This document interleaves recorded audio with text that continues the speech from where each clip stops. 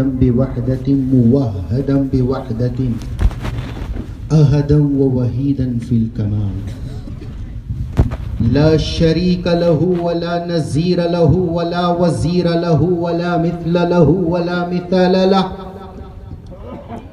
ولا جلد بلد ولد كاب قسم له ثم نشهد والله إله إلا الله وحده لا شريك له ونشهد أن سيدنا وسندنا ومعصومنا ومقدومنا ومحبوبنا ونبينا وشفينا وحبيبنا ومولانا محمدا عبده ورسوله أفضل الصلوات الله تعالى عليه وعلى آله وأهل بيته وأصحابه وأزواجه وذريته وإترته وعلى جميع أولياء الله في أمته وجميع الشهداء في ملته وجميع أهل سنته أجمعين بقدر عظمة ذاتك يا الله يا ذا الجلال والإكرام.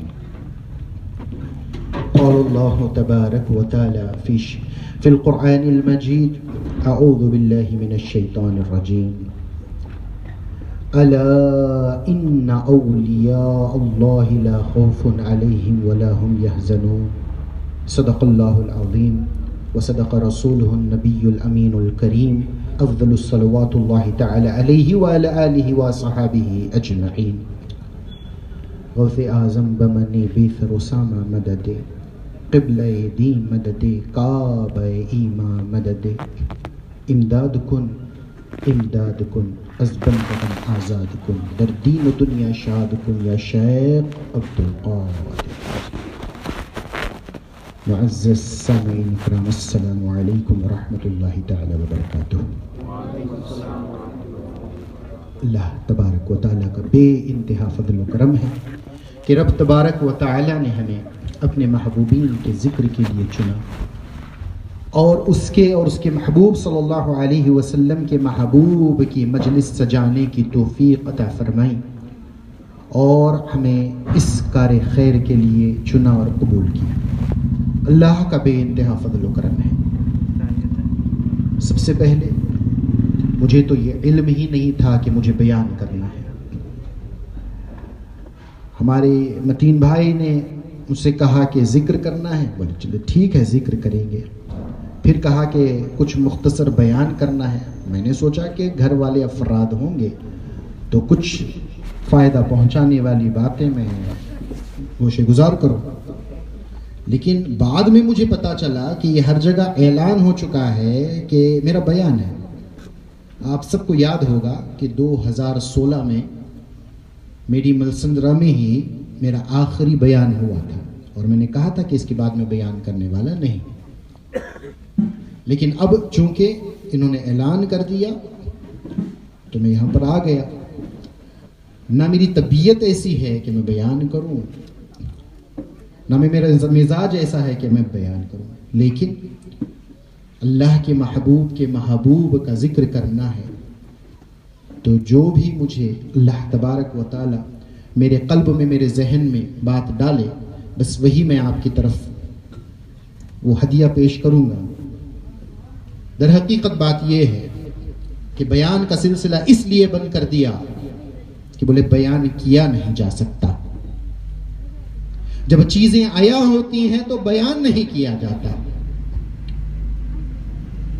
جب کوئی انسان پڑھتا ہے کچھ ٹیکسچول پڑھتا ہے, متن پڑھتا ہے, تو اس کا ترجمہ کرتا ہے, اس کی تفسیر کرتا ہے, اپنی عقل کو مد نظر رکھ کر جو اس کے ذرائع ہوتے ہیں اس میں چھپا ہوا علم اخذ کرتا ہے اور پھر وہ بیان کرتا ہے.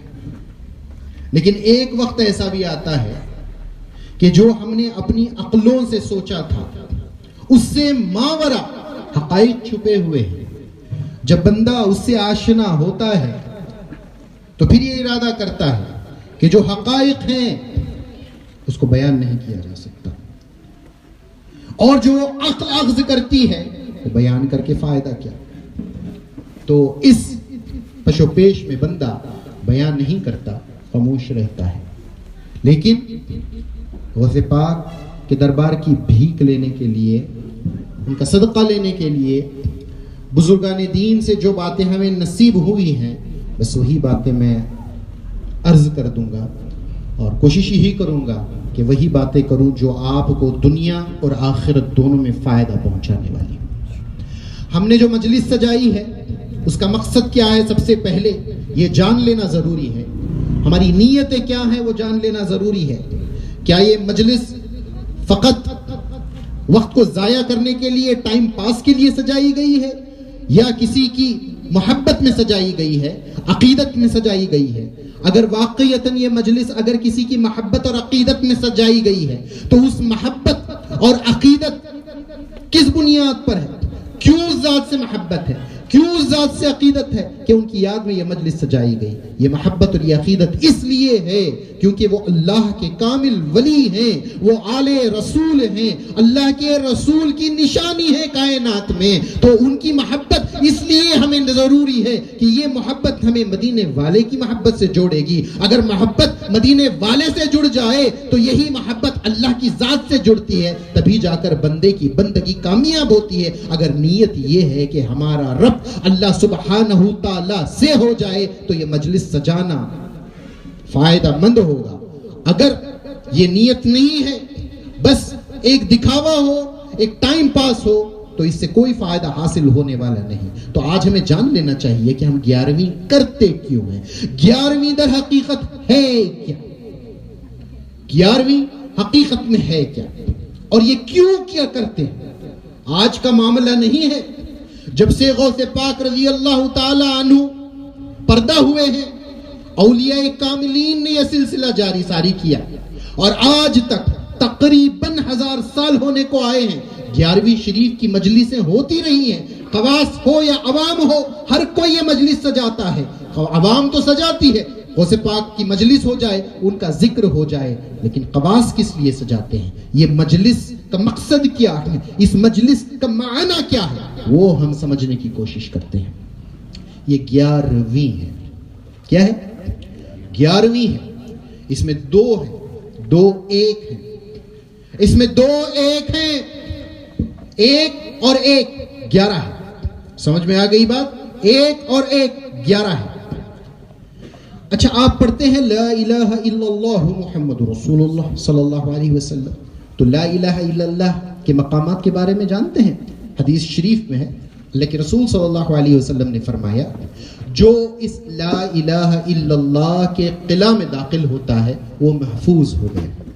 محفوظ کیسے ہو گیا؟ کس سے ہو گیا؟ آپ نے سوچا پریشانیوں سے محفوظ ہو گیا؟ آپ نے سوچا شیطان سے محفوظ ہو گیا؟ آپ نے سوچا عذاب سے محفوظ ہو گیا؟ یہ سب باتیں تو ہیں. جو بندہ لا الہ الا اللہ کے قلعہ میں داخل ہوتا ہے وہ اللہ کے غضب اور عذاب سے محفوظ ہو گیا، اللہ کی ناراضگی سے محفوظ ہو گیا.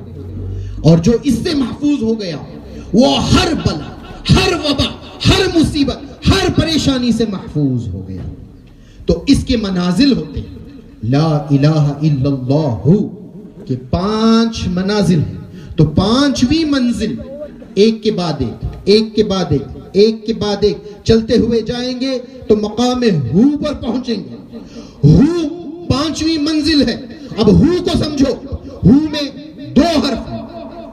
ایک ہے ہا، یہ آپ ہے بھی پڑھتے ہیں مجہول طریقے سے.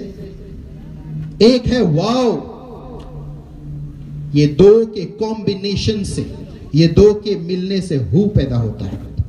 اب ہا جو علم العدد جانتے ہیں، ابجد کا علم جانتے ہیں، ان کو معلوم ہے یہ علم کون سا ہے. اگر آپ سے کہیں یہ 786 کیا ہے، آپ بولیں گے بسم اللہ الرحمن الرحیم. کیسے 786 بسم اللہ الرحمن الرحیم ہے؟ یہ علم آپ کو نہیں ہے. علماء جن کو ابجد کا علم ہوتا ہے وہ بتائیں گے کہ بسم اللہ الرحمن الرحیم کے حروف کو ملانے سے یہ 786 نکلتا ہے. تو اسی علم کے تحت میں آپ کو بتا رہا ہوں. ایک ہے ہاں یا ہے، جو بھی آپ پروناؤنس کریں، جو بھی آپ کہیں، اس کا ابجد نمبر عدد کیا ہے؟ وہ 5. ہاں کے عدد 5 ہے، واو کے عدد 6 ہے، 5 اور 6 ملانے سے 11 بنتا ہے. تو یہ اولیاء کے نزدیک 11ویں نہیں ہے، یہ مجلس ہو ہے. یہ مجلس ہو ہے. مجلس ہو کس کو کہتے ہیں؟ یہ وہ مقام ہے جب بندہ اپنی ذات سے بھی خالی ہو جاتا ہے. اس کو نہ دنیا کی فکر ہوتی ہے، نہ آخرت کی فکر ہوتی ہے، نہ اسے اپنے نفس سے کچھ لینا دینا ہوتا ہے، نہ اسے اپنے قلب سے کچھ لینا دینا ہوتا ہے، نہ اسے اپنی عقل سے کچھ لینا دینا ہوتا ہے، نہ اسے اپنی روح سے کچھ لینا دینا ہوتا ہے. یہ اپنی روح سے بھی خالی ہوتا ہے، یہ اپنے نفس سے بھی خالی ہوتا ہے، یہ اپنے دل سے بھی خالی ہوتا ہے، دنیا سے خالی ہوتا ہے، آخرت سے خالی ہوتا ہے، بالکل تنہا ہو جاتا ہے. وہ ذات باری تعالیٰ کی محبت میں ایسا فنا ہو جاتا ہے کہ اس کی ذات میں خود یکتائی نظر آتی ہے. وہ اس مقام پر پہنچتا ہے، وہ اس مقام پر پہنچتا ہے کہ وہ آئینہ بن جاتا ہے. ادھر بھی ایک ہوتا ہے، ادھر بھی ایک ہوتا ہے. شان ربوبیت میں وہ ایک ہوتا ہے، شان ابدیت میں یہ ایک ہوتا ہے. ایک کے سامنے جب ایک ہوتا ہے، اسی کو 11ویں کہتے ہیں. تو یہ مقام ہو کی بات ہے. اب اولیاء نے جو مقام ہو کی مجالس سجائی، وہ صرف کھانا کھا کے، کچھ باتیں سنا کے بس بھول جانے کے لیے نہیں سجائی. یہ یاد دلا رہے ہیں، اے مسلمانوں، تمہیں مقام ہو تک پہنچنے کی کوشش کرنا ہے. غوث پاک رضی اللہ تعالیٰ عنہ اس مقام پر پہنچے. ہم اپنی لاکھوں کوششوں کے باوجود اس مقام پر پہنچنے کی طاقت نہیں رکھتے. لیکن یہ 11ویں شریف کرنا 2 وجہوں سے ہے. ایک یہ کہ یاد دلایا جائے کہ ہر مسلمان کا عین مقصد ہونا چاہیے کہ وہ مقام ہو تک پہنچے، اور 11ویں کی مجلس سجا کر غوث پاک کی مدد حاصل کر کر انہی کی مدد سے، انہی کے سائے میں، انہی کا ہاتھ پکڑ کر مقام ہو تک پہنچا جا سکتا ہے. تو یہ مقصد ہے. اگر یہ مقصد نہیں ہے تو سب بیکار ہے. صرف جیسے بہت سارے لوگ ہیں، مسلمان بھی ہیں، غیر مسلمان بھی ہیں، اپنے اپنے تیوہار مناتے ہیں، اپنی اپنی مجلس سجاتے ہیں. وہ بھی زور و شور سے مجلس سجاتے ہیں. بس اپنی نفس کی خاطر شور شرابہ کرنا، اس سے کوئی فائدہ نہیں. اگر آج آئے ہیں تو ایک نیت لے کر اٹھو، غوث پاک رضی اللہ تعالی عنہ کے سچے مرید بننے کی نیت لے کر اٹھو. اب مرید کون ہے غوث پاک کا؟ غوث پاک کون ہے؟ اس سے کیا ہوتا ہے؟ اس تعلق سے کچھ باتیں میں آپ کی نظر کرنا چاہتا ہوں. یہ 11ویں شریف در حقیقت ہم نے نہیں شروع کی، یہ خود غوث پاک رضی اللہ تعالیٰ نے شروع کی. در حقیقت 10واں دن جب گزر جاتا تو غوث پاک رضی اللہ تعالیٰ عنہ جب شب آتی تو لوگوں کو کھلانے پلانے کا انتظام کرتے. وہ 11ویں رات ہوتی، غریبوں کے کھلانے پلانے کا انتظام کرتے، اور ذکر و اذکار کی مجلس سجتی، قرآن پاک کی تلاوت ہوتی. تو یہ سلسلہ غوث پاک رضی اللہ تعالیٰ عنہ کی زندگی میں چلتا رہا. بعد میں جب آپ کا وصال ہو گیا تو آپ کے خلفاء نے، ان کے دل میں اللہ پاک نے یہ بات ڈالی جو سلسلہ غوث پاک نے جاری ساری کیا. اور یہ کس لیے کرتے تھے غوث پاک؟ یہ نبی اور آل نبی کو ایصال ثواب کرنے کے لیے کرتے. یہ مجلس سجاتے، غریبوں کو کھانا کھلاتے، اور اس کا ثواب نبی پاک صلی اللہ علیہ وسلم کی بارگاہ میں اور پنجتن پاک کی بارگاہ میں نظر فرماتے. 10ویں تاریخ چننے کا مقصد، یہ تاریخ ہے امام علی مقام علیہ السلام کی، حضرت امام حسین رضی اللہ تعالی عنہ کی تاریخ ہے. تو اس دن جیسا گزرتا تو آپ ایصال ثواب کی مجلس کرتے. یہ آپ کے عرس کی تاریخ نہیں ہے. 11ویں شریف غوث پاک کے عرس کی تاریخ نہیں ہے. در حقیقت آپ کے عرس کی تاریخ 17 ہے، 17 ربیع الثانی ہے، اور یہی تاریخ نظام الدین اولیاء محبوب الہی رضی اللہ تعالیٰ عنہ کی بھی ہے. تو عرس کی تاریخیں الگ ہیں، لیکن 11ویں شریف کیونکہ غوث پاک کا عمل تھا تو ان کے خلفاء پھر اولیاء نے اسی سلسلے کو جاری رکھتے ہوئے کہ ہم یہی ثواب اللہ کے رسول اور آل رسول کی بارگاہ میں پیش کریں گے، چونکہ غوث پاک یہ کرتے تھے تو اب ہم اپنی مجالس میں یہ ثواب غوث پاک کی بارگاہ میں بھی نذر فرمائیں گے۔ اسی کا نام 11ویں شریف پڑ گیا۔ اور یہ کرنے والا، کرانے والا میں اور آپ نہیں، اللہ پاک کا یہ وعدہ تھا۔ قرآن پاک میں آج بھی یہ وعدہ ہے کہ بولے تم میرا ذکر کرو میں تمہارا چرچا کروں گا۔ تو جب تک غوث پاک رضی اللہ تعالی عنہ اس دنیا میں ظاہری زندگی میں موجود تھے تو آپ خوب اللہ اور اس کے رسول کا چرچا کیا کرتے تھے۔ تو اللہ پاک نے اپنا وعدہ نبھایا کہ جب آپ پردہ فرما گئے تو اللہ پاک نے اولیاء کے دلوں میں، سنیوں کے دلوں میں، عاشقان اولیاء کے دلوں میں یہ بات ڈال دی کہ جس طرح میرا محبوب اپنی زندگی میں 11ویں شریف کیا کرتا تھا، اب تم، وہ تو نبی اور آل نبی کی محبت میں کیا کرتا تھا، اب تم میرے محبوب سبحانی کی یاد میں تم مجلسوں کا انعقاد کیا کرو۔ تو اس کار خیر کو کر کر ہم ایک سعادت مندی حاصل کرتے ہیں، سمجھے؟ تو مقصد یہ تمام چیزیں کرنے کا یہ ہے کہ قرب الہی نصیب ہو، قرب مصطفیٰ صلی اللہ علیہ وسلم نصیب ہو۔ اور یہ قرب کیسے حاصل ہوتا ہے؟ آج کی دنیا میں سوائے اولیاء اللہ کی محبت اور قربت کے یہ مقام حاصل کرنا ناممکن ہے۔ تو غوث پاک رضی اللہ تعالی عنہ ہیں کون؟ آپ نے سنا ہے اولیاء کے سردار ہیں، ہم سب جانتے ہیں اولیاء کے سردار ہیں۔ ابھی آپ نے سنا اللہ کے رسول صلی اللہ علیہ وسلم نے کیا ارشاد فرمایا ہے۔ علامہ اویسی رحمۃ اللہ تعالی علیہ روایت فرماتے ہیں کہ ایک دن کا واقعہ ہے، اللہ کے رسول صلی اللہ علیہ وسلم حجرہ فاطمہ میں تشریف لائے۔ سیدہ کائنات فاطمہ الزہرا رضی اللہ تعالی عنہا کے گھر میں تشریف لائے اور دیکھا کہ مولا کائنات بھی جلوہ افروز ہیں، حسن مجتبی بھی جلوہ افروز ہیں، حسین شہید دشت کربلا رضی اللہ تعالی عنہما یعنی پنجتن پاک سب کے سب ایک حجرے میں موجود ہیں، سب موجود ہیں۔ لیکن اللہ کے رسول صلی اللہ علیہ وسلم بڑے امام حسن رضی اللہ تعالی عنہ کی طرف اور ان کو اٹھا لیا، ان کو چومنے لگے، انہی کی طرف مکمل توجہ لگا دی، اور امام حسین ٹک ٹکی مار کر نانا جان کو دیکھ رہے ہیں یہ کیا ہو رہا ہے، صرف حسن کی طرف توجہ ہے، حسن ہی سے پیار کیا جا رہا ہے۔ تو سیدہ کائنات نے بھی دیکھا کہ میرا چھوٹا بیٹا دیکھ رہا ہے کہ میرے ابو بڑے بیٹے سے محبت کر رہے ہیں، اسی کی طرف توجہ کر رہے ہیں، لیکن چھوٹے بیٹے کی طرف توجہ نہیں کر رہے ہیں۔ عموماً ایسا نہیں ہوتا ہے، جو سب سے چھوٹا ہوتا ہے اس کی طرف زیادہ توجہ کی جاتی ہے۔ یہ کیا ہوا؟ آج امام حسن کی طرف دیکھ رہے ہیں۔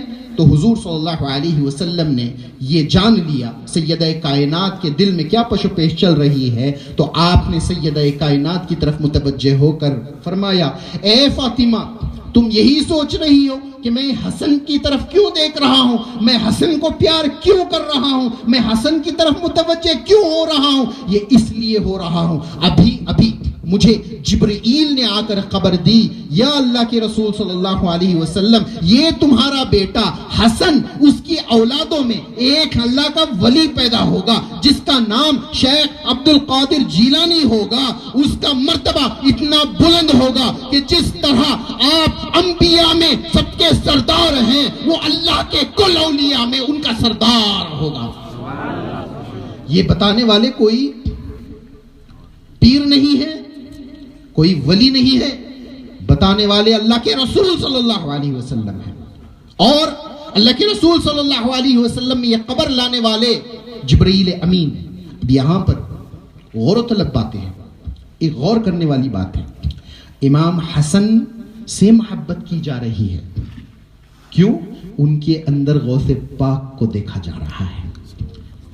یہاں پر امام حسن کی نیت سے آ کر امام حسن کی طرف محبت نہیں کر رہے ہیں اللہ کے رسول صلی اللہ علیہ وسلم۔ نواسوں کی حیثیت سے کیا جائے تو دونوں نواسوں کو سینہ لگانا چاہیے نا، سینے سے لگانا چاہیے۔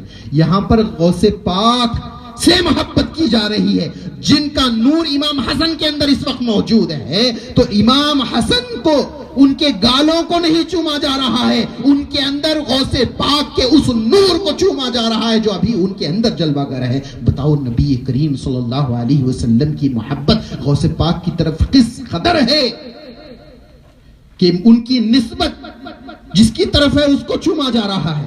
اب ذرا اس سے سبق لو. جس کی نسبت غوث پاک کی طرف ہے اسے چوما جا رہا ہے. اب یہ مت سمجھ لینا کہ امام حسن کی افضلیت، امام حسن کا مقام غوث پاک کی وجہ سے ہے. یہ مت سمجھ لینا، سمجھے؟ یہ وقت کا واقعہ بتا رہا ہے کہ اس وقت جو چوما جا رہا ہے امام حسن کو، وہ امام حسن کے لیے نہیں، وہ غوث پاک کے لیے چوما جا رہا ہے. تو اللہ کے رسول صلی اللہ علیہ وسلم اسے محبوب رکھتے ہیں جو غوث پاک کے قریب ہوتا ہے. سمجھ میں آ رہی ہے بات؟ غوث پاک کی قربت حاصل کرنے میں بہت بڑی کامیابی ہے. میں ایک کے بعد ایک بات بتاتا چلا جاؤں گا تاکہ آپ ان باتوں کو ذہن نشین کر لیں اور اس سے فائدہ اٹھائیں. غوث پاک ہے کون یہ ہمیں پتہ نہیں ہے. سب سے پہلے سمجھے، بخاری شریف کی شرح میں انور شاہ کشمیری لکھتے ہیں، کیا لکھتے ہیں؟ اللہ کے رسول صلی اللہ علیہ وسلم نے فرمایا 5ویں صدی میں میری امت پر ایک چکی چلے گی. کیا فرمایا؟ 5ویں صدی میں میری امت پر ایک چکی چلے گی. اب اس چکی جب چلے گی، اگر میری امت سلامتی سے اس سے گزر جائے گی تو استقامت پا لے گی. تو 5ویں صدی میں چکی چلی. وہ واقعے میں نہیں جانا چاہتا، لیکن اس وقت امت کے سہارے کے لیے اللہ پاک نے اپنے محبوب سبحانی، غوث السمدانی، شہباز لامکانی، سیدنا شیخ عبد القادر جیلانی رضی اللہ تعالیٰ عنہ کو بھیجا، اور ان کی محبت اور ان کے کرم نے امت کو اس چکی سے سلامتی سے باہر گزار دیا. تب جا کر اب تک امت استقامت پر ہے. یہ کس کا فیض ہے؟ یہ غوث جیلانی کا فیض ہے. کس نے فرمایا؟ اللہ کے رسول صلی اللہ علیہ وسلم نے فرمایا. اب ہم کیسے آپ کا فیض لے سکتے ہیں؟ غوث پاک سے محبت کرنے کا انعام کیا ہے یہ ہمیں جان لینا ہے، تاکہ ہماری عقیدت میں زیادتی ہو اور اس سے فائدہ بھی ہو. سمجھے؟ آپ جانتے ہیں غوث پاک رضی اللہ تعالی عنہ 18 سال کی عمر میں جو ہے اپنے پیر کی بارگاہ میں تشریف لائے تھے. پھر 7 سال آپ کی خدمت میں علوم حاصل کیے. جب آپ کی عمر شریف 25 سال کی ہو گئی نا، تو آپ نے جنگل کا رخ کر لیا. جنگل میں 25 سال آپ اللہ کا ذکر کرتے رہے. کیا کرتے رہے؟ صرف اللہ اللہ اللہ کرتے رہے. 25 سال گزر گئے اسی معاملات میں. تو اس کے بعد میں آپ شہر کی طرف رخ کیا اور اللہ پاک کی بارگاہ میں عرض کرنے لگے، اے اللہ میں کہاں جاؤں، میں کہاں جاؤں؟ جنگل سے نکلیں کہاں جاؤں؟ تو اللہ پاک نے فرمایا، اے عبد القادر، میں نے اس شہر کو صرف تیرے لیے بسایا ہے، اس شہر کی ہوا کو تیرے لیے چلایا ہے، یہ بغداد تیری وجہ سے بنا ہے، تو بغداد میں قیام پذیر ہو جا. اللہ پاک نے فرمایا، اے عبد القادر تو بغداد میں رہنا ہے، تجھے بغداد میں ہی رہنا ہے. تو اللہ غوث پاک نے فرمایا، اے اللہ بغداد میں ڈاکو بھی رہتے ہیں، بغداد میں چور بھی رہتے ہیں، بغداد میں جھوٹے بھی رہتے ہیں، تو میں اس شہر میں کیسے رکوں؟ تو بولے نہیں عبد القادر، میں نے اس شہر کو تیرے لیے ہی بنایا، لہٰذا تجھے اسی میں رہنا ہے. جب اللہ پاک نے محبت میں یہ بات کہی کہ تمہیں بغداد شریف میں ہی رہنا ہے، تو غوث پاک نے فرمایا ٹھیک ہے میں بغداد شریف میں رہنے کے لیے تیار ہوں، لیکن میری 70 شرطیں ہیں. غوث پاک نے فرمایا میری 70 شرطیں ہیں. تو اللہ کی بارگاہ میں وہ 70 کی شرطیں رکھی. وہ ساری باتیں تو بیان سے باہر ہے، میں ایک شرط ضرور بتاؤں گا. اور ساری شرطیں رکھنے کے بعد غوث پاک فرماتے ہیں، مسکرا اٹھے اور فرمانے لگے میری ایک ایک شرط پر اللہ پاک نے 70 مرتبہ وعدہ کیا کہ میں قبول کرتا ہوں. تو ایک شرط کیا ہے جو آپ نے رکھی؟ بولے یا اللہ جو مجھ سے محبت کرتا ہے تو مجھ سے وعدہ کر کہ بغیر توبہ کے اسے موت نہ آئے. تو اللہ نے 70 مرتبہ وعدہ کیا، میں وعدہ کرتا ہوں اے عبد القادر جو بھی میرا بندہ تیری ذات سے محبت کرے گا اسے توبہ کے بغیر موت نہیں دوں گا. تو پتہ یہ چلا آدمی زانی ہو سکتا ہے، شرابی ہو سکتا ہے، چور ہو سکتا ہے، نکما ہو سکتا ہے، لیکن اگر اس نے واقعتاً غوث پاک کی ذات سے محبت کر لی تو یہ بات طے ہے کہ مرنے سے پہلے وہ تائب ہو کر کر ہی مرے گا۔ اس سے بڑھ کر غوث پاک کی محبت کا بدلہ کیا ہو سکتا ہے کہ بندے کو توبہ نصیب ہو جائے، اور جو توبہ جسے نصیب ہو گئی اس کے نامہ اعمال میں تو کوئی گناہ ہی نہیں ہے۔ صحیح ہے نا؟ ہاں، غوث پاک رضی اللہ تعالیٰ وہ اللہ کے ولی ہیں جنہوں نے اپنے مریدوں کو فرمایا، اے مریدوں، میں اپنے مریدوں کو اپنی آستین میں رکھتا ہوں۔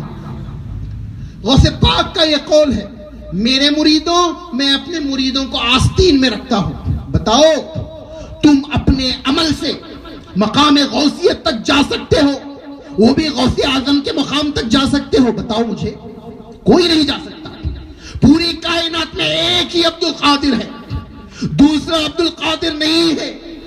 جس طرح اللہ اپنی شان ربوبیت، اپنی احدیت، اپنی سمدیت، اپنی قدرت، اپنی حکمت، اپنی شان و صفات میں یکتا ہے، دوسرا خدا نہیں ہے، ویسے ہی اس کا نور، اس کا محبوب، تمام رسولوں کے سردار جناب محمد رسول اللہ صلی اللہ علیہ وسلم انبیاء اور مرسلین میں، اپنی نبوت میں، اپنی رسالت میں، اپنی ابدیت میں، اپنی شان میں، اپنی نورانیت میں، اپنی حقیقت میں یکتا ہے۔ جس طرح سے اللہ اپنی ذات میں یکتا ہے، اسی کی مثل، اسی کا عطف، اس کا محبوب بھی یکتا ہے۔ جس طرح محمد عربی اپنی ذات میں یکتا ہے، ٹھیک اسی طرح شان ولایت میں، شان غوثیت میں، شان قطبیت میں، شان عرفان میں غوث پاک اپنی ذات میں یکتا ہے، کوئی ان جیسا نہیں ہو سکتا۔ تو یہ تین یکتا ہے، اللہ، اس کا رسول اور غوث پاک، یہ یکتا ہے۔ تو بتاؤ جو یکتا ہے اس کے مقام تک کوئی پہنچ سکتا ہے، میں اور آپ کیا بڑے سے بڑا نہیں پہنچ سکتا، بڑے سے بڑا نہیں پہنچ سکتا۔ آپ بولیں گے بڑے سے بڑا سے مراد کون؟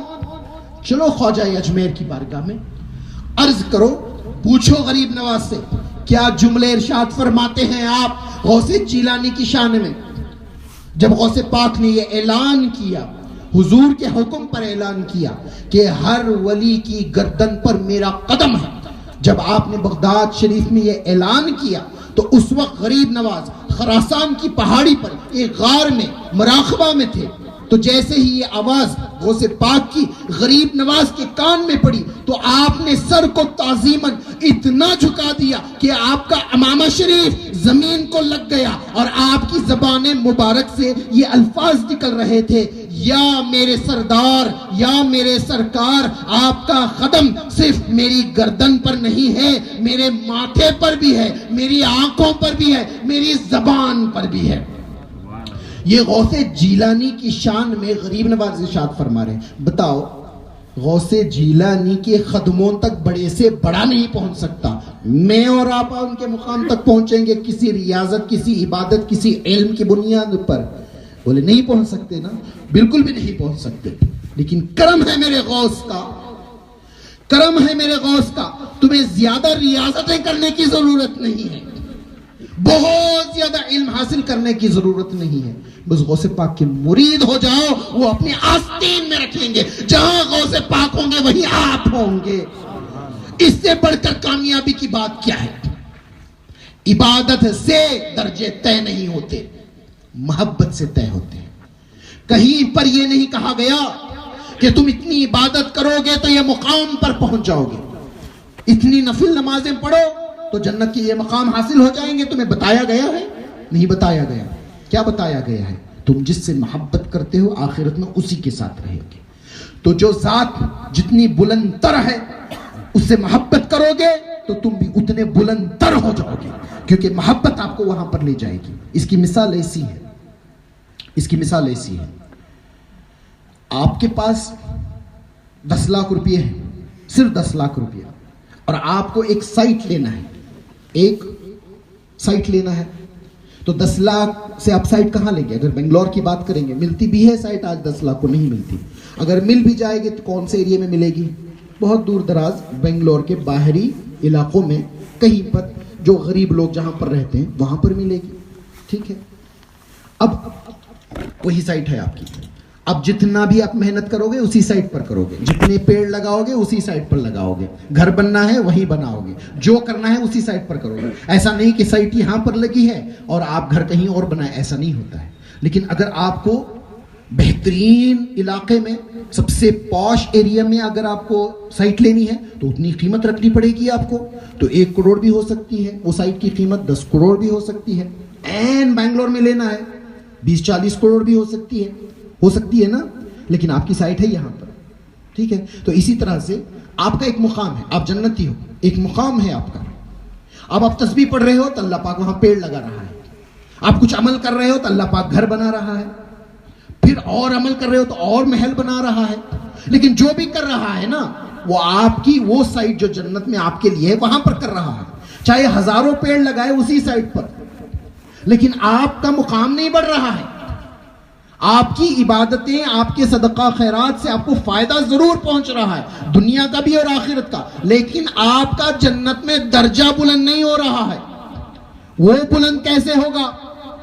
اگر اوپر والی ذات کو پتا ہو کہ یہ شخص مجھ سے محبت کرتا ہے تو اس کا قلب اپنے محب کو طلب کرتا ہے. طلب کرنے سے بغیر عبادت کے, بغیر ریاضت کے, بغیر محنت کے آپ کو اس مقام پر جایا جاتا ہے جہاں آپ کی نہ حیثیت تھی نہ آپ کا گمان تھا. تو بندو, سنیوں کے نصیب میں یہ بات اللہ پاک نے لکھ دی ہے کہ اللہ پاک نے ہمارے دلوں میں اپنے محبوبین کی محبت بھر دی ہے تاکہ بغیر ریاضت, بغیر عبادت کے بھی ان درجات کو بندہ حاصل کر لے جو عبادت کی بنیاد پر کبھی حاصل نہیں کر سکتا. تو ہمیں کرنا کیا ہے؟ ہمیں محبت کرنی ہے. کس سے محبت کرنی ہے؟ اللہ کے محبوبین سے محبت کرنی ہے. تو اب محبت کیسے کریں؟ کچھ تو ایک سمجھوتا, کچھ تو ایک پرومس کرنا چاہیے. جسے محبت کر رہے ہیں نا اس سے کچھ تو وعدہ کرنا چاہیے, ہے نا؟ کچھ تو کرنا چاہیے. بغیر وعدے کے کیسی محبت, بغیر کچھ لین دین کے کیسی محبت؟ ایسے معاملات غوث پاک کی بارگاہ میں اکثر ہوا کرتے تھے. ایک واقعہ اچانک میرے ذہن میں آ گیا, میں ارشاد کرتا ہوں. ایک شخص تھا, وہ چور تھا بغداد شریف میں. وہ چور جو ہے نا غوث پاک کے پاس مرید ہونے کے لیے آیا. پیشہ اس کا چوری کے سوا کچھ نہیں کرتا, وہ مرید ہونے کے لیے آیا. تو غوث پاک نے فرمایا چوری چھوڑ دے. بولا نہیں, میں نہیں چھوڑ سکتا, یہی میری کمائی ہے, لیکن آپ مرید کرو. بولے میں مرید تجھے نہیں کروں گا. تو کہا آپ کو آپ کی والدہ کا واسطہ, آپ کو دادا کا واسطہ, نانا کا واسطہ, سارے واسطے دے دیے کہ بولے ان کا واسطہ آپ مجھے مرید کر دو. تو آپ نے کہا ٹھیک ہے, میری بھی ایک شرط ہے, ایک شرط پر تجھے میں مرید کر لیتا ہوں. بولے کیا کرنا ہے؟ بولے کچھ نہیں کرنا ہے تجھے, جیسے ہی اذان کا وقت آئے تجھے اذان دینا ہے, کچھ زیادہ نہیں کرنا ہے. اذان کا جیسے ہی وقت آئے تجھے اذان دینا ہے. تو بولے یہ ٹھیک ہے, میں کر لوں گا.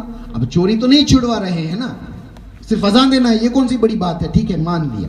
تو گھر آیا, جیسے ہی مؤذن کی آواز آتی یہ بھی وضو کرتا, گھر کی چھت پر چڑھتا, اذان دیتا, پھر آ جاتا, بغیر نماز پڑھے سو جاتا.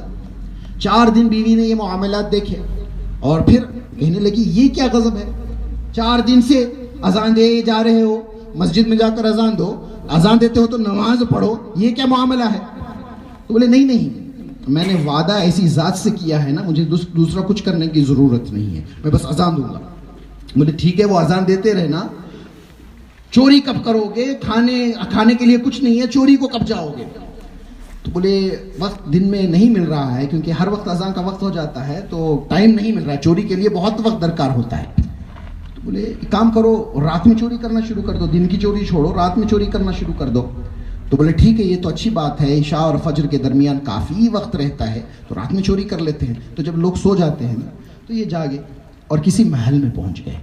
محل میں پہنچ کر جو ہے جہاں پر سونا چاندی رکھا ہوا تھا وہاں سے بیگ میں ایک کے بعد ساری چیزیں بھر لیے اور تھائلا اٹھا کے جو ہے وہ چلنے لگے. جب باہر آئے تو مؤذن کی اذان آ رہی تھی, یعنی فجر کی اذان کا وقت ہو گیا تھا. اب اس نے کہا ارے میں کیا کروں, اب اذان دوں گا تو پھنس جاؤں گا, اگر اذان نہیں دوں گا تو غوث پاک کی بات شرط جو ٹوٹ جائے گی. تو کہا نہیں, کسی صورتحال مجھے شرط پوری کرنی ہے. تو وہیں پر پانی تھا, وضو کیا اور زور سے اذان دینے لگا. اب جیسے ہی اذان دینے لگا گھر کے سارے محل کے سارے لوگ جاگ گئے. اب جیسے ہی جا کر باہر آئے ان سے بچنے کے لیے رکعت باندھ لی نماز کے لیے. سوچا کہ بندہ نماز پڑھ رہا ہے دیکھ کر چلے جائے. تو جیسے ہی نماز پڑھ کے لمبی نماز پڑھ کے سلام پھیرا, بولے دیکھو سامنے کوئی نہیں ہے. بولے کہاں چلے گئے؟ پیچھے دیکھا گھر کے سارے لوگ صفیں بنا کر پیچھے کھڑے ہو گئے. بولے حضرت نماز پڑھائیے. تو کہا بھائی میں کیا نماز پڑھاؤں, میں تو چور ہوں. تو بولے نہیں آپ اپنی ولایت کو چھپا رہے ہیں. نہیں بھائی میں چور ہوں. اور یہ گفتگو چل رہی تھی. غوث پاک دور بیٹھ کر مسکرا رہے تھے اور مریدوں سے کہہ رہے تھے آج پھنس گیا. بتاؤ جب غوث پاک یہ بیان فرما رہے تھے نا آج پھنس گیا, ہمیں کیا لگا کہ بولے لوگوں میں پھنس گیا؟ بولے نہیں میری ولایت میں پھنس گیا. آج پھنس گیا, جو میں نے وعدہ کیا نا میری ولایت میں پھنس گیا. اب لوگوں کو سمجھ میں نہیں آیا. تو بولے دیر کرتے کرتے ابھی سورج نکلنے والا تھا, فجر کا وقت جا رہا تھا. لوگوں نے کہا کہ بولے نماز پڑھاتے ہو یا نہیں؟ تو ان کی زور زبردستی پر نماز پڑھانے لگ گئے. نماز پڑھا کر منہ پھیرا, سب لوگوں نے ہاتھ پیر چومنا شروع کر دیا. آپ کون سے ولی ہیں, آپ کتنے بڑی ولی ہیں, آج ولی کے یہاں نماز پڑھنے کا موقع ملا. بولے بھائی میں چور ہوں, دیکھو اس کا ثبوت بھی ہے, تمہارے گھر کے زیورات اس تھیلے میں رکھے ہوئے, میں چوری کرنے کے لیے آیا. بولے حضرت آپ لاکھ بات بھی کہو ہم ماننے کے لیے تیار نہیں, ہمارا دل گواہی دیتا ہے آپ ولی ہیں. تو فوراً وہ چور غوث پاک کے دربار کی طرف رخ کر کہتا ہے مان گیا اے عبد القادر, آج آپ نے مجھے یقیناً پھنسا لیا. تو وہاں سے وہ ولی کامل بن گیا. میں بولنے کا مقصد یہ ہے کہ کچھ تو وعدہ کرنا پڑے گا, کسی بھی ولی سے کچھ تو وعدہ کرنا پڑے گا. ٹھیک ہے, ایسا نہیں کہتا کہ کچھ بھی نہ دو, ایسا نہیں ہوتا ہے. کچھ تو آپ لوگوں کو کرنا پڑے گا. بات جانتے ہیں آپ غوث پاک رضی اللہ تعالی عنہ کے مرید بننے کے لیے کیا کرنا چاہیے؟ آپ سب ہیں نا ادھر, کہتے ہیں ہم مرید ہیں, حقیقت میں مرید نہیں ہیں. مرید بننے کے لیے کچھ شرطیں ہیں, اور خاص کر غوث پاک کا مرید بننے کے لیے بہت کٹھن شرطیں ہیں. غوث پاک سے پوچھا گیا آپ کا مرید کون ہے؟ تو فرمانے لگے میرا مرید وہ ہے جو سردی کی رات میں نماز پڑھتا ہے اور سخت گرمی والے دن کا روزہ رکھتا ہے. یہ میرا مرید ہے. نشانی کیا بتائی؟ یہ نفل روزے کی بات ہو رہی ہے, رمضان کی نہیں, سمجھے؟ جب سخت دن آ جائے تو اللہ کی یاد میں روزہ رکھتا ہے, اور بالکل سردی والی ٹھنڈ والی رات آ جائے تو اللہ کے لیے مصلی پر پوری رات رہ کر قیام کرتا ہے. تو یہ میرا مرید ہے. یہ نفلی عبادت ہے. بتاؤ جو ایسا کرنے والا ہے وہ کبھی نماز چھوڑے گا؟ ایک وقت کی نماز چھوڑے گا جو فرض ہو؟ نہیں چھوڑے گا نا. تو بولے ایسا کیسے ہو سکتا ہے کہ آپ نماز نہ پڑھو اور دعویٰ غوث پاک کے مرید ہونے کا کرو؟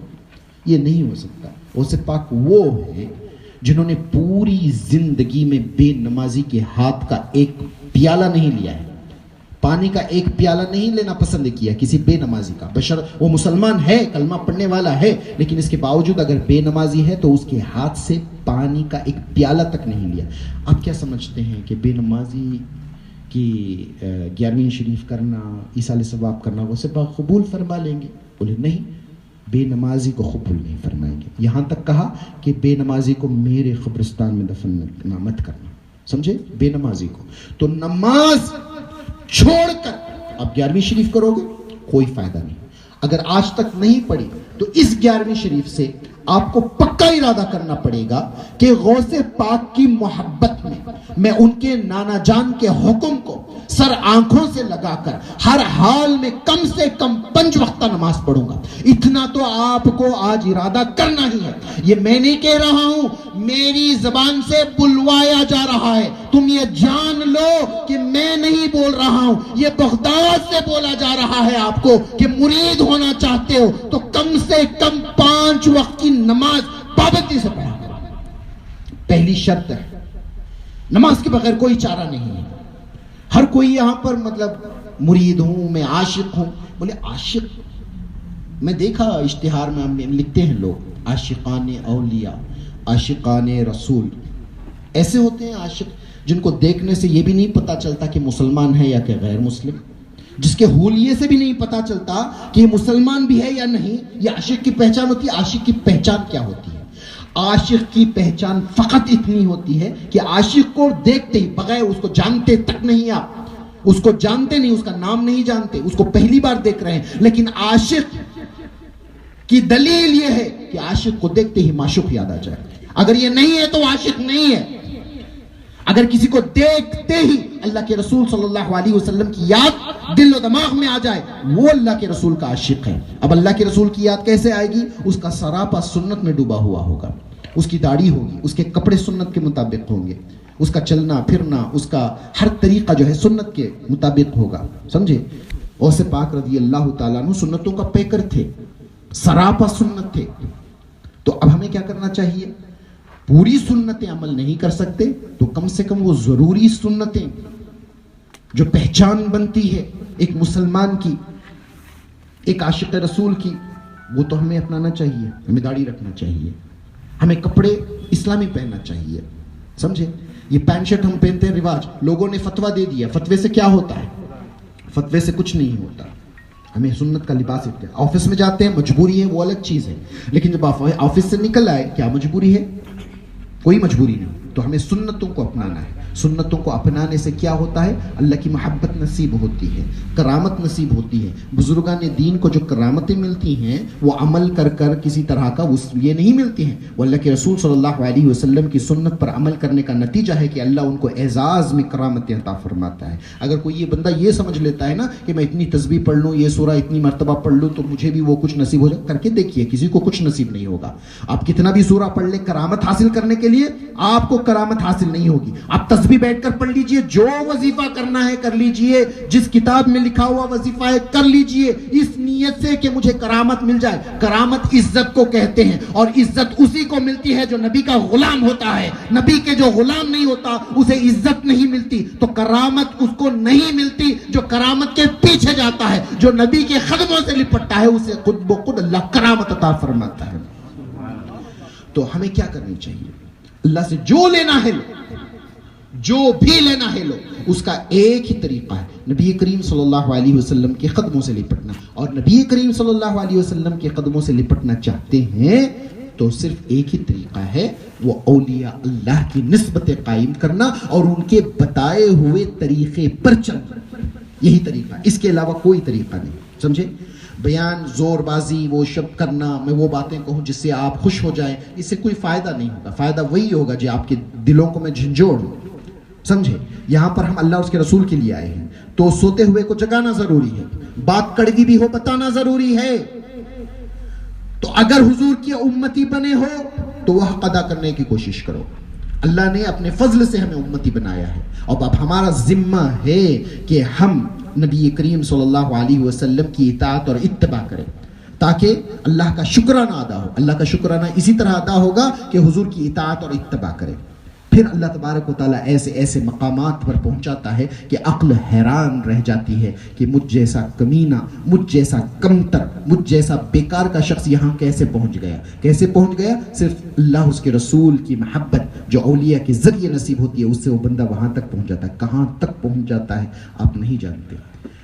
ولایت کے بارے میں غوث پاک کیا فرماتے ہیں؟ تم لوگ یہی جانتے ہو نا کہ ایک بندہ اللہ کا ولی ہے، اتنا ہی جانتے ہو نا. تم کیا جانتے ہو کہ ولی کیا ہوتا ہے؟ عام بندہ ولی کو سمجھ نہیں سکتا. آپ نے کیا سوچا؟ اللہ کا دوست ہے، دوست ہے، بس اتنا ہی سمجھا. پہلے اللہ کے دوست کو سمجھنا ہے تو پہلے اللہ کو سمجھنا پڑے گا، تب جا کر پتا چلے گا کہ اللہ کا دوست کون ہوتا ہے. سمجھے؟ آپ نے تو ایک انسان کو دیکھا، بشری تقاضوں کو دیکھا، ایک بشریت کو دیکھا. کوئی بھی ولی ہو ایک بشریت میں دیکھا، بس اتنا ہی دیکھا آپ نے. سمجھے؟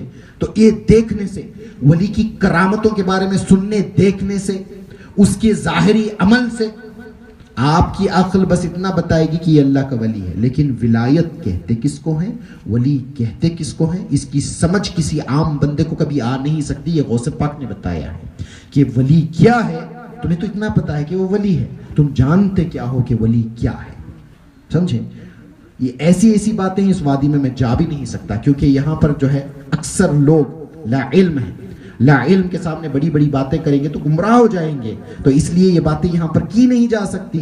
تو ولی کیا ہے وہ تو اللہ کو پہچاننے کے بعد پتا چلے گا. اللہ کا محبوب کیا ہے وہ اللہ کی شان سمجھنے کے بعد پتا چلے گی. اور اللہ کو سمجھنا ہے تو پہلے نبی کی ذات کو سمجھنا پڑے گا. نبی کی ذات کے قریب ہوں گے تو اللہ کے قریب ہوں گے. اللہ کے قریب ہوں گے، اللہ کی پہچان ہوگی، تب جا کر اللہ کے محبوبین کی پہچان ہوگی. بولے ہم لوگ ڈرتے ہیں نا موت سے، ہم سب ڈرتے ہیں، ہے نا؟ کیوں ڈرتے ہیں؟ ہمیں زندگی سے پیار ہے. समझे। लेकिन औलिया अल्लाह को जिंदगी से प्यार नहीं, औलिया अल्लाह को जिंदगी से प्यार नहीं। मौलाए रूम फरमाते हैं औलिया अल्लाह बलाओं को ऐसे कबूल करते हैं जैसे आम लोग तोहफों को कबूल करते हैं, समझे। यानी हम तोहफा कोई दे हमें खुशी महसूस होती है ना, तो औलिया अल्लाह तोहफों से खुशी नहीं हासिल करते, बलाएं लेकर। बताओ हमारे में औलिया में फ़र्क क्या है? वो बलाएं लेकर खुश होते हैं, वो मुसीबत लेकर खुश होते हैं। ख्वाजा कुतुबुद्दीन बख्तियार काकी फरमाते हैं कि मैंने सुना एक मरतबा मेरे पीर व मुर्शिद ख्वाजा गरीब नवाज रज़ी अल्लाह ताला अन्हु को तहज्जुद के वक्त ये दुआ मांगते हुए कि फरमा रहे थे, ए अल्लाह इस वक्त दुनिया का जो सबसे बड़ा गम है वो मोइनुद्दीन को दे दे। ये भी कोई दुआ है? सबसे बड़ा गम मांग रहे हैं। तो ख्वाजा कुतुब ने पूछा हुजूर ये दुआ है? बोले यही दुआ है। तो औलिया अल्लाह अल्लाह की बारगाह से मुसीबतें तलब करते हैं, बलाएं तलब करते हैं, और हम बलाओं से नजात मांगते हैं, मुसीबत से नजात मांगते हैं। बहुत बड़ा फ़र्क है। तभी जाकर उनको ऐसे ऐसे मरातिब नसीब होते हैं ना, अल्लाह के लाड़ में, अल्लाह के प्यार में अक्ल गुम हो जाती है, हैरत इंगेज होकर रह जाते हैं हम लोग, समझे। पता है हम जाते हैं कब्र में, हमें तो पता भी नहीं कि हम खबर का सवाल जवाब दे सकते हैं या नहीं दे सकते, हमें तो खबर भी नहीं ना। उम्मीद है, बस अल्लाह के फजल से उम्मीद है, अल्लाह के करम से उम्मीद है, हुजूर की निस्बत से ये उम्मीद है कि उनके करम से अगर जवाब दे दें तो दे दे, लेकिन अपने बलबूते पर हम नहीं दे सकते। क्यों नहीं दे सकते? हमारे अंदर बर्दाश्त की ताकत नहीं है। सबसे पहले तन्हाई का आलम, अंधेरी खब्र, फिर उसके ऊपर मुनकिर नकीर का जो रूप रंग होगा, उनकी जो आवाज़ें होंगी कैसी होंगी? बोले राख के रंग की आंखें होंगी उनकी, बिल्कुल सियाह चेहरा होगा, दांत बाहर आए हुए होंगे, बाल बिखरे हुए होंगे, और उनकी आवाज़ ऐसे होगी जैसे बिजली कड़कती है, समझे। और बिल्कुल ऐसे ज़मीन को चीरते हुए जैसे बिजली आती है वैसे आएंगे। बताओ एक तन्हा शख्स जो अंधेरी खब्र में है ऐसा मामला देखेगा तो क्या उसे याद रहेगा? उसे तो कुछ भी याद नहीं रहेगा ना, डरो खौफ इतना हो जाएगा, उसे जवाब क्या याद रहेगा? ऐसी सूरत हाल में हम कैसे जवाब दे पाएंगे? लेकिन ये अल्लाह के औलिया हैं, अजीब मामला है, अजीब मामला है। वही गौसे पाक हैं, खबरे पाक में गए हैं, मुनकिर नकीर आए हैं, कहते हैं तुम्हारा रब कौन है? तो मुस्कुराकर जवाब देते हैं, बोले ये सवाल का जवाब दुनिया में हो चुका। क्या फरमाते हैं? ये सवाल का जवाब दुनिया में हो चुका, तुम अल्लाह को जाकर सवाल करो। क्या कहते हैं? मुझे नहीं, अल्लाह को जाकर सवाल करो कि पूछो अब्दुल कादिर कौन है। गौसे पाक क्या फरमा रहे हैं? अल्लाह के हुजूर जाओ और पूछो। हम बोलते हैं मन रब्बुका, बोले मन अब्दुल कादिर, ए अल्लाह अब्दुल कादिर कौन है? तो बोले परेशान हो गए, क्यों पूछ रहे हैं? गौसे पाक इसलिए फरमा रहे हैं कि बोले मैंने पूरी जिंदगी यही ऐलान किया कि अल्लाह मेरा रब है। अब पूछ कर आओ क्या अल्लाह मुझे अपना बंदा जानता है या नहीं, अल्लाह मुझे अपना बंदा कबूल करता है या नहीं, तो ये पूछ कर आओ। ये गौसे पाक की शान है। ऐसी ही औलिया अल्लाह, बहुत सारे औलिया है। राबिया बसरी रज़ी अल्लाह ताला अन्हा, क्या मुकाम है। कब्र में गई, मुनकिर नकीर आए, पूछा उनसे भी सवाल, तुम्हारा रब कौन है? तो फौरन अर्श की तरफ हाथ उठाकर दुआ करती हैं, कहती हैं इस बूढ़ी को आज रुसवा करता है, जलील करता है, पूरी जिंदगी मैंने तेरे नामहरम की तरफ निगाह नहीं की, आज सवाल करने के लिए नामहरम को भेजता है। ये राबिया बसरी का कौल है। बायज़िद बुस्तामी है, वो अल्लाह के हुजूर गए, अल्लाह पाक ने पूछा ए बायज़िद मेरे लिए क्या लाया? जैसे ही रूह जाती है ना अल्लाह के हुजूर पहुंचती है, मोमिन की रूह, सबकी नहीं, मोमिन की रूह अल्लाह के हुजूर फौरन पहुंचती है। कब पहुंचती है? आपके गुस्ल देने से पहले, आपकी नमाज जनाजा पढ़ने से पहले पहले अल्लाह के हुजूर चली जाती है रूह, फिर उसके बाद आ जाती है वापस, समझे। तो ऐसे ही बायज़िद बुस्तामी रज़ी अल्लाह ताला अन्हु की रूह अल्लाह की बारगाह में गई। अल्लाह पाक ने फरमाया ए बायज़िद मेरे लिए क्या लाया?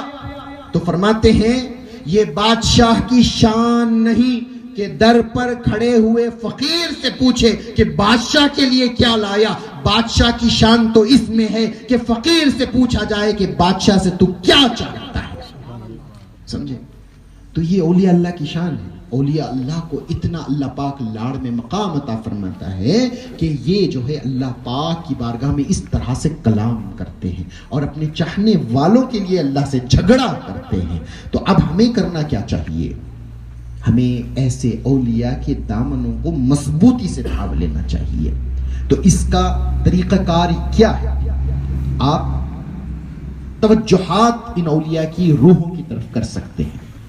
دنوں رات ان اولیاء کی یاد میں گزاریں تو یاد جیسے جیسے قوی ہوتی چلی جائے گی اس کا اثر ظاہر ہونا شروع ہو جائے گا. بس آپ کو کرنا کچھ نہیں ہے. آج آپ نے 11ویں کر لی, کل آپ صبح میں گئے, کام پہ چلے گئے, سب بھول گئے. آج رات کی بات بھول گئے, سب بھول گئے. اسے کچھ نہیں ہوگا. آپ کو کیا کرنا ہے؟ میں نے جیسے کہا نماز کی پابندی کرنا ہے, اور کل سے جو کیا کرنا ہے آپ کو, اسی مجلس کی برکت لے کر جو ہے روزانہ تھوڑی دیر غوث پاک رضی اللہ تعالیٰ عنہ کو یاد کرنا ہے. کوئی زیادہ کام نہیں ہے, چلتے پھرتے یاد کر سکتے ہیں, بائک میں جاتے ہوئے یاد کر سکتے ہیں. بس غوث پاک کا تصور کر کے یاد کرنا ہے. جب یہ یاد قوی ہو جائے گی تو کیا ہوگا؟ ان کی روح کو پتہ چل جائے گا کہ کوئی مجھے بار بار یاد کرتا ہے, کوئی مجھے بار بار یاد کرتا ہے. اور جب ان کو پتہ چل جائے گا نا, وہاں سے کچھ نہ کچھ آ ہی جاتا ہے, یقیناً آ جاتا ہے. اور وہ جو آتا ہے وہ ایسا آتا ہے کہ آپ کو ان کے پاس لے جاتا ہے, ان تک پہنچا جاتا ہے. سمجھے؟ بس آپ کو کرنا کیا ہے؟ کوشش کرنی ہے, ہلکی سی کوشش. میں زیادہ نہیں بول رہا ہوں. نماز کی پابندی کرنا ہے, اسے پاک کو یاد کرنا ہے, سچ بولنا ہے, سچ بولنا ہے, جھوٹ نہیں بولنا ہے. جھوٹ اتنا عام ہے, یہ اتنی بڑی بلا ہے, یہ اتنا بڑا جرم ہے, مسلمان جھوٹ بول ہی نہیں سکتا. پتہ ہے آپ کو, اللہ کے رسول صلی اللہ علیہ وسلم کی حدیث مبارکہ ہے, صحابہ نے آ کر بولا یا رسول اللہ آنے والے دنوں میں کیا مسلمان ایسے ایسے گناہ کریں گے, شراب پیئیں گے؟ حضور نے فرمایا ہاں. فلاں گناہ کریں گے؟ بولے ہاں. فلاں گناہ کریں گے؟ ہاں. مسلمان یہ بھی گناہ کر سکتے ہیں, یہ بھی کر سکتے ہیں, یہ بھی کر سکتے ہیں. پھر پوچھا یا رسول اللہ کہ مسلمان جھوٹ بھی بولیں گے؟ بولے نہیں, مسلمان جھوٹ نہیں بول سکتے. تو حضور کی نگاہ میں مسلمان وہ ہے جو جھوٹ نہیں بولتا. اب ذرا اپنا خیال کرو, میں جھوٹ بھی بولوں اور اپنے آپ کو مسلمان بھی کہوں, کون قبول کرے گا؟ میں اور آپ ایک دوسرے کو مسلمان قبول کرنے سے بات ہو جائے گی. اللہ رسول جب تک تمہیں مسلمان قبول نہیں کریں گے تو مسلمان ہوں گے؟ بولے نہیں. اس کے لیے کیا کرنا ہے؟ مسلمان سچا ہوتا ہے. جو سچ بولتا ہے وہ مسلمان ہوتا ہے, جو جھوٹ بولتا ہے وہ مسلمان نہیں ہو سکتا. دھوکے باز کے تعلق سے اللہ پاک نے قسم کھائی ہے کہ دھوکے باز کو میں جنت میں داخل نہیں کروں گا. جو لوگوں کو دھوکہ دیتا ہے اسے میں جنت میں داخل نہیں کروں گا. اب تم دھوکے بھی دیتے رہو اور یہ امید رکھو کہ میں بچ جاؤں گا, میں جنت میں چلا جاؤں گا, یہ طریقہ کار نہیں ہے. اللہ سے ڈرو. یہ غوث پاک کی مجلس ہے, ان کے وقار کا حیا کرتے ہوئے ہمیں اپنے آپ کو بدلنا پڑے گا. آج اللہ نے ہمیں یہ مجلس سجانے کی توفیق دی. اللہ سے دعا مانگو کہ اس مجلس کی برکت سے جو ہے اللہ تعالی ہمیں تبدیل فرما دے, ہمیں اچھا بنا دے, ہمیں جھوٹ سے پاک کر دے, نفاق سے پاک کر دے. سمجھے؟ نفاق بہت بڑی بلا ہے. سمجھے؟ منافق جو ہوتا ہے نا, نفاق سمجھتے ہیں کسی دل میں جو ہے بغض آ جانا. 4 نشانیاں جس کے اندر آ گئی وہ پورا پکا منافق. 4 نشانیاں جس کی آ گئی وہ پکا منافق. قرآن کی نص سے ثابت ہے. بولے منافق کی کیا 4 نشانیاں ہیں؟ بولے تو جھوٹ بولے, دوسرا وعدہ کرے تو وعدہ توڑ دے, تیسرا امانت دے تو امانت میں خیانت کر دے, اور غصہ آ جائے تو گالی دے دے. جس کے اندر یہ 4 نشانیاں موجود ہو پکا منافق ہے. جھوٹ بولنا. اب ذرا 1 سیکنڈ کے لیے سوچو, کیا آپ میں سے کوئی جھوٹ بولتا ہے؟ مجھے جواب دینے کی ضرورت نہیں, خود من میں سوچو, کیا میں جھوٹ بولتا ہوں؟ اگر ہاں, ایک منافقت کی نشانی پوری ہو گئی. کیا میں وعدہ خلافی کرتا ہوں؟ وعدہ کر کے توڑتا ہوں؟ دوسری منافق کی نشانی پوری ہو گئی. کیا میں امانت میں خیانت کرتا ہوں؟ امانت سے مراد صرف مال نہیں ہوتا ہے, امانت سے مراد باتیں بھی ہوتی ہیں. اگر میں نے آپ سے کہا کہ فلاں بات کسی کو مت بتانا, اگر آپ جا کر کسی کو بتا دیں تب بھی آپ نے امانت میں خیانت کر دی. ٹھیک ہے. کیا میں ایسا کام کرتا ہوں, بات ہو یا مال ہو یا کوئی چیز ہو, اس میں خیانت کرتا ہوں؟ اگر یہ تیسری بات ہے تو تیسری نشانی بھی پوری ہو گئی. چوتھی بات, کیا میں غصہ آنے پر گالی دیتا ہوں؟ تو بولے یہ بھی بات ہے. تو یہ پکے منافق کی 4 نشانیاں ہیں. اور جو پکا منافق ہے اس کے تعلق سے اللہ نے اپنے حبیب سے وعدہ لیا ہے کہ اے حبیب قیامت کے دن آپ منافق کی سفارش نہیں کریں گے. حضور بڑے سے بڑے گنہگار کی سفارش ضرور کریں گے, منافق کی سفارش بھی نہیں کریں گے. اور اللہ نے فرمایا میں منافق کی سفارش کو قبول نہیں کروں گا. یہ ڈرنے کا مقام ہے, ہم لوگوں کے لیے ڈرنے کا مقام ہے. ہم کیا تیاری کر رہے ہیں آخرت کی؟ جھوٹ بولیں گے, غیبت کریں گے, امانت میں خیانت کریں گے, وعدہ خلافی کریں گے, چلتے پھرتے اپنی زبانوں کو گالیوں سے اور فحش گفتگو سے گندا کریں گے اور کہیں گے ہم عاشقان رسول ہیں, ہم عاشقان اولیاء ہیں. یہ کیا مذاق ہے, یہ کیا مذاق ہے؟ میں دوسرا رخ بتاؤں آپ کو, ہمت ہے سننے کی. ہماری سنی عوام کو یہ روگ آ گیا ہے, ہم صرف جو ہے وہ باتیں سننا چاہتے ہیں جس سے ہمیں یہ لگے کہ ہاں ہم بچ جائیں گے. ہم کچھ بھی کرو ہمیں پیسہ آ جائے گا, ہمیں یہ آ جائے گا, وہ آ جائے گا. ٹھیک ہے, یہی سننے کو پسند کرتے ہیں. اگر کہیں پر تلقی والی بات, حقیقت والی بات, آئینہ دکھانے والی بات آئے تو اب نفس کہتا ہے کہ کیا بیان ہو رہا ہے, یہ کیا سننا. طبیعت میں ایک وزن پیدا ہو رہا ہے, چلو گھر جا کے سو جاتے ہیں, کب بیان ختم ہوگا. میں یہ سوچنا ہی نہیں چاہتا, یہ شیطان کرتا ہے. اگر مسلمان ہو, حضور کا دامن ہاتھ میں ہے, غوث پاک کا دامن ہاتھ میں ہے, تو ہمت سے ان باتوں کو سنو اور سمجھو اور اس کو اپنانے کی کوشش کرو. کیسے ممکن ہے کہ مسلمان ہو اور یہ 4 چیزیں کرے جو میں نے بتائی؟ کیسے ممکن ہو؟ کیسے ممکن ہو کہ اللہ کے رسول صلی اللہ علیہ وسلم کی محبت کا دعویٰ کرے اور حضور کو روز تکلیف پہنچائے؟ اب بولے ہم سب روز تکلیف پہنچاتے ہیں, اور حضور کو تکلیف پہنچانا کوئی معمولی عذاب کا بات نہیں ہے. اللہ تعالیٰ ایسے بڑے بڑے عذاب دے گا. بولے کیسے حضور کو تکلیف پہنچاتے ہیں؟ بولے حضور نے فرمایا نماز میری آنکھوں کی ٹھنڈک ہے. فرمایا ہے, یہ بات حدیث سنی ہے آپ نے. تو بندہ مومن نماز پڑھتا ہے تو حضور کی آنکھیں ٹھنڈی ہوتی ہیں. بتاؤ اگر حضور کا امتی نماز نہ پڑھے تو اس کا اپوزٹ ہوتا ہوگا نا. حضور کو تکلیف ہوتی ہوگی نا, تو ہم تکلیف نہیں پہنچا رہے حضور کو نماز نہ پڑھ کے. کم سے کم اس حیا میں نماز پڑھ لیتے کہ کم سے کم حضور کی آنکھیں ٹھنڈی ہو جائے. ہمیں یقین ہے ہماری نمازوں سے کچھ نہیں ہوگا, ہماری نمازیں ایسی نہیں ہیں, لیکن کم سے کم اس نیت سے کہ آقا کریم صلی اللہ علیہ وسلم کی آنکھیں ٹھنڈی ہو جائے, اس نیت سے تو نماز پڑھتے اور یہ برائیوں کو چھوڑتے. سمجھے, کوشش کرنا ہمارا کام ہے. تو آج اللہ پاک نے ہمیں ایک موقع دیا ہے, اس مجلس کی برکت سے پختہ ارادہ کر کے کل سے ہمیں کیا کیا کرنا ہے. نماز پڑھنی ہے, جھوٹ چھوڑنا ہے, غیبت چھوڑنا ہے, سمجھے, برائی چھوڑنا ہے, فحش کلامی چھوڑنی. یہ زبان جو گندی ہوتی ہے نا, پتہ ہے آپ کو, کچھ جنتی ایسے ہیں جن کو جنت میں جانے کے بعد بھی اللہ کا دیدار نہیں. کچھ جنتی ایسے ہیں جنت میں جانے کے باوجود بھی اللہ کا دیدار نہیں. بولے کیوں؟ کون؟ وہ لوگ جو اپنی زبان سے فحش اور گالیاں بکتے ہیں. اللہ کو یہ پسند نہیں کہ زبانوں سے گالیاں نکلے, گندگی نکلے. ایسا شخص اگر کسی سبب سے جنت میں بھی چلا جائے تو اللہ کا دیدار نہیں پا سکے گا. اتنی بڑی نعمت سے محروم ہو جاؤ گے, اس کا بھی حیا نہیں آئے ہمیں, تو پھر ہم کیوں زندہ ہیں؟ ہاں, گالیاں تو ایک عام گفتگو ہو گئی ہے. ہاں, اور ہم اپنے آپ کو بہت بڑا سمجھتے ہیں. نہ ہماری دولت کام آنے والی, نہ ہماری شہرت کام آنے والی. کام آنے والی صرف نسبت ہے, صرف نسبت ہے. اور یہ نسبت اگر قوی ہو جائے رسول پاک صلی اللہ علیہ وسلم سے, غوث پاک رضی اللہ تعالیٰ عنہ سے, تو یہی کام آنے والی ہے. اور ان نسبتوں کو قوی کرنا ہے تو ہمیں قربانیاں دینی پڑے گی, اور وہ بھی اپنے لیے. آپ قربانی دے کر غوث پاک کو کچھ فائدہ نہیں پہنچا رہے ہو, قربانی دے کر اللہ اور اس کے رسول کو کوئی فائدہ نہیں پہنچا رہے ہو, قربانی دے کر خود کا فائدہ کر رہے ہو. کچھ لمحوں کی قربانی, آخرت ہمیشہ کے لیے ہے, تو آخرت میں آپ کو کامیابی ملے گی. تو ہمیں ان باتوں کے بارے میں سوچنا چاہیے, ہمیں بہت سوچنا چاہیے. موت بالکل قریب ہے نا. آج کا ماحول دیکھ کر آپ کو کیا لگتا ہے؟ موت بالکل قریب ہے, موت بالکل قریب ہے. تو ابھی بھی ہم تیاری نہیں کریں گے, ہم اللہ کے رسول کے لیے نہیں بدلیں گے. ہم نے ایک نفس کا ایک کھیل ہے, ایک شیطان کا کھیل ہے, ہمیں کرنا کیا, ایک اس میں مبتلا کر دیا کہ بولے پیسے کمانا ہے. پیسے کما لیا تو بہت بڑی کامیابی ہے. ہر چیز پیسہ ہو تو سب کچھ ہے. لوگ عزت کریں گے پیسوں کی وجہ سے, لوگ تمہیں محبت کریں گے پیسوں کی وجہ سے, تمہیں آرام ملے گا پیسوں کی وجہ سے, سب کچھ یہ لوگ سوچتے ہیں. یہ در حقیقت بات نہیں ہے, یہ ایک دھوکہ ہے, بہت بڑا دھوکہ ہے. سمجھے, سکون ملتا ہے اللہ کے ذکر سے, نجات ملتی ہے حضور کی سچی محبت سے. اگر یہ کر لیں گے تو سب کچھ مل جائے گا, سب کچھ مل جائے گا. آپ آج یقین کر کے قدم تو اٹھا کر دیکھیے.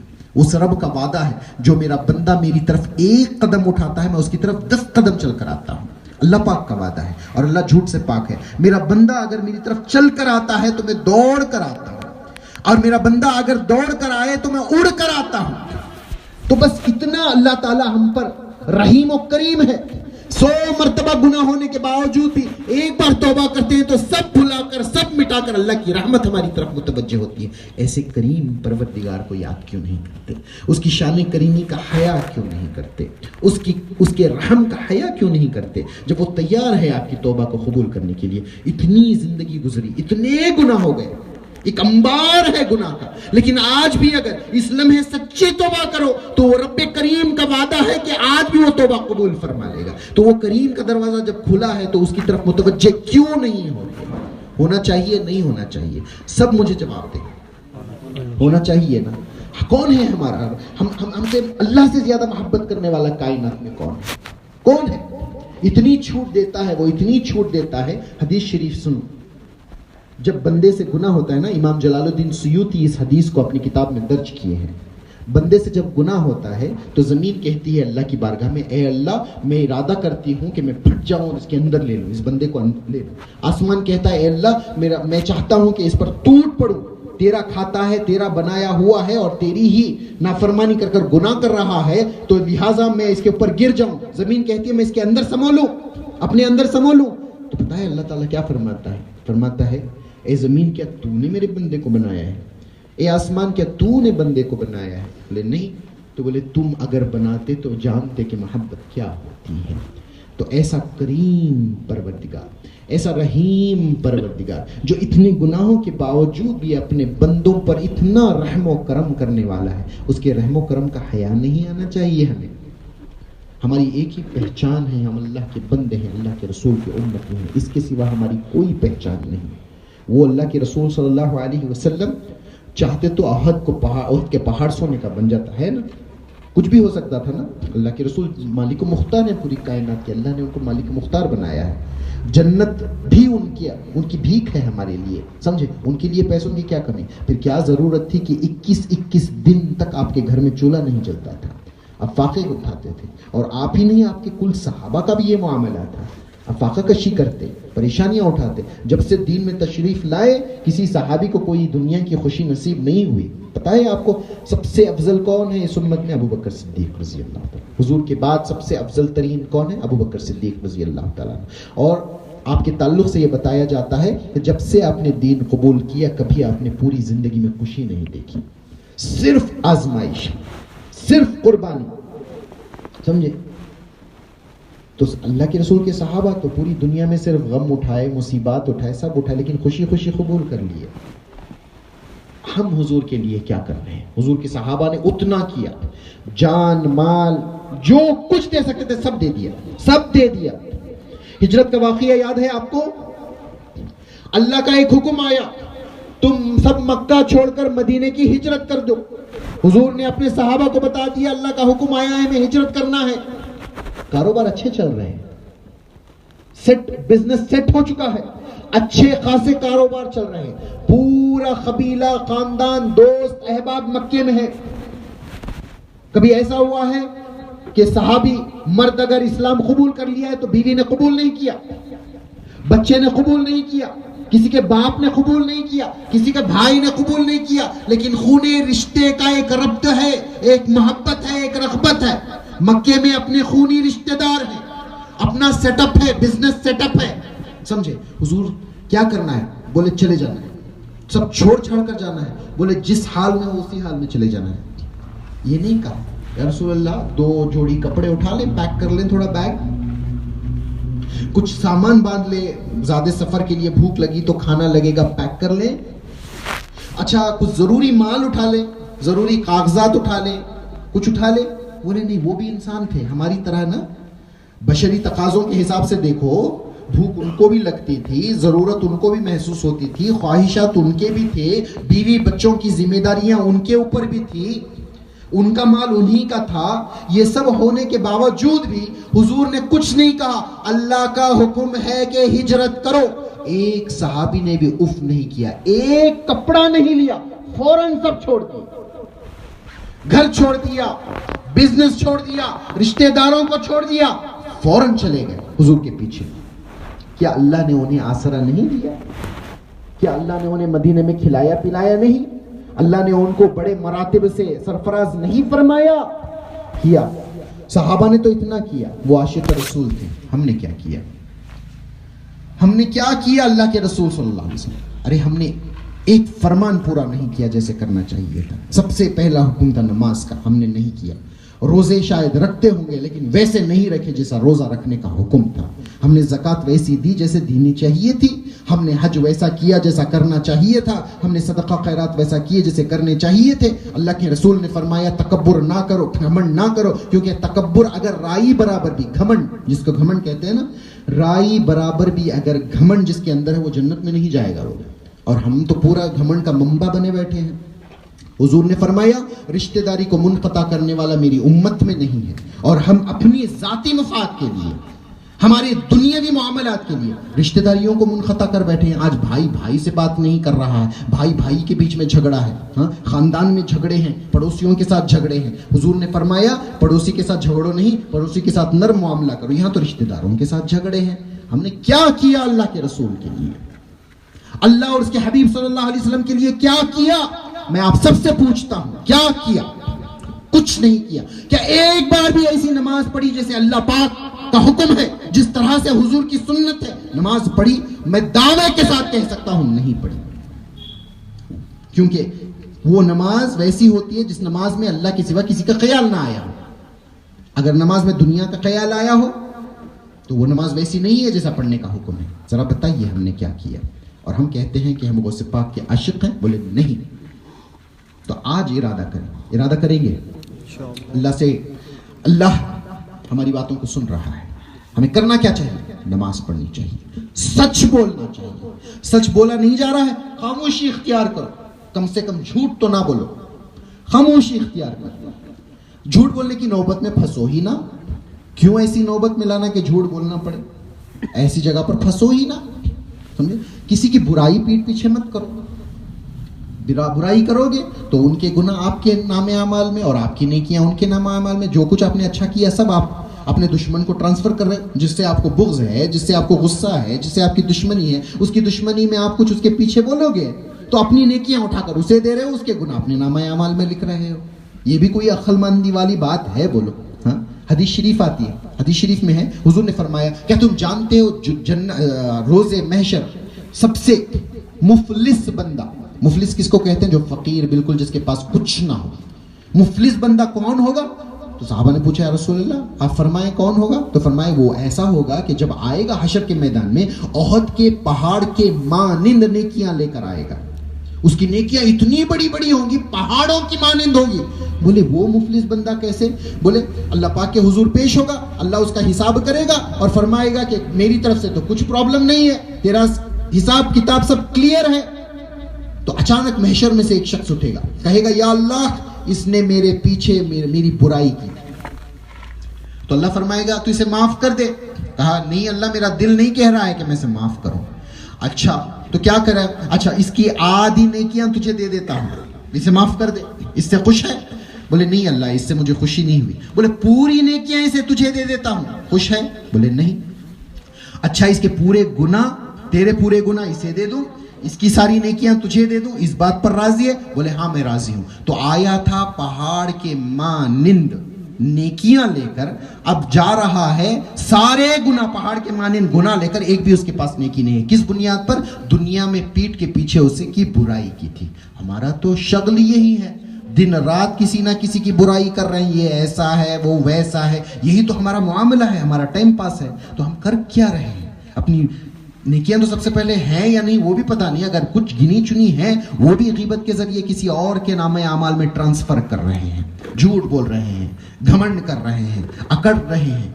موت بالکل قریب ہے.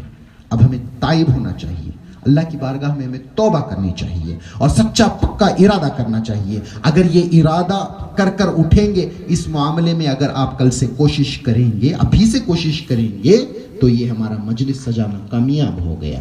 ورنہ نہیں, صرف نعرے بازیاں ہو گئی, ایک دھویں دار ایک بیان ہو گیا, آپ بے خوش مقرر بے خوش چلے گئے, اس سے کچھ فائدہ نہیں ہوتا ہے, اس سے کچھ فائدہ نہیں ہوتا. سبق لینا ضروری ہے. یہ جان لو کہ میری زبان سے اللہ آپ کو بول رہا ہے, آپ کو اللہ کی طرف اللہ خود بلا رہا ہے. میری حیثیت کیا, میرا ارادہ کیا, یہ اللہ کا کرم ہے نا, ہمیں سنا رہا ہے. میری زبان سے آپ ہی کو نہیں، میری زبان سے مجھے بھی سنا رہا ہے، مجھے بھی کہہ رہا ہے کہ تو بھی باز آ. تو مجھے بھی ان باتوں پر عمل کرنا ہے، آپ لوگوں پہ عمل کرنا ہے. کریں گے انشاءاللہ.